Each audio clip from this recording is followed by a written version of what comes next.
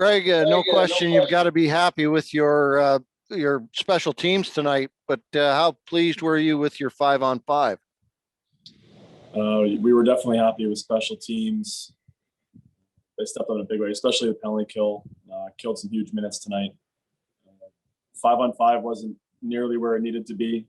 We didn't manage the game well. We didn't manage the score well. We didn't manage the clock well. Immature turnovers and at the blue lines and in certain areas of the periods, it was.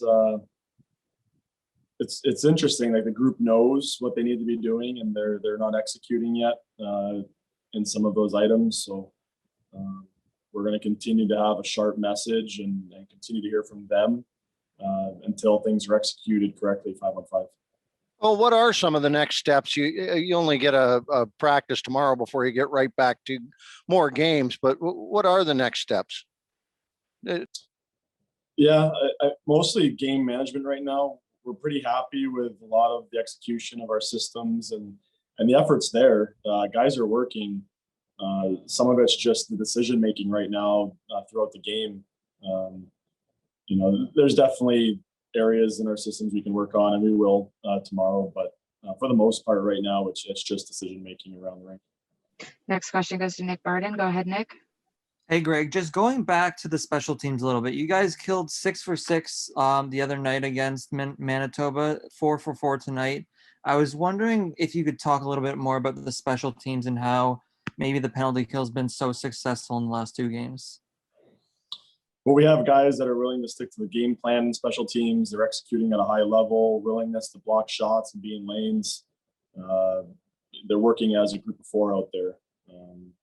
Rob's done a good job getting them organized and prepared for each game. And it's good to see guys that are willing to sacrifice and put in the effort in that area.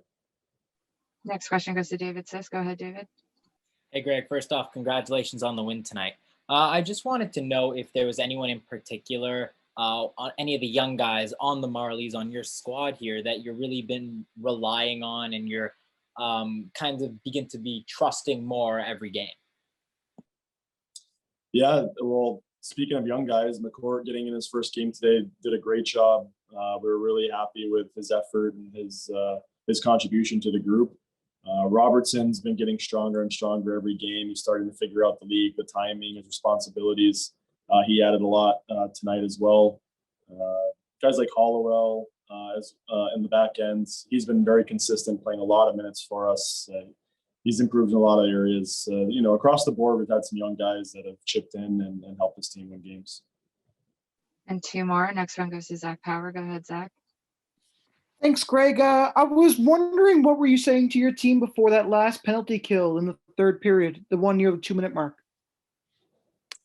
Just to execute our game plan and stay calm and not get ahead of ourselves. Like, obviously, that was a really big kill at a really big moment of the game, but sometimes it's more of just easing their energy and making sure that they're centered and find their mental focus to be able to go out and execute and not make the moment bigger than it is. And last question goes to Justin Levine. Go ahead, Justin. Hey, Greg, thanks for doing this and congrats on the win again tonight. So you saw both Mac Hollowell and Tyler Gaudette contribute in different ways with goals and assists tonight, a goal and an assist each, rather, I should say. Can you speak more to Mac Hollowell and, how you've been using him and what you're liking from him thus far?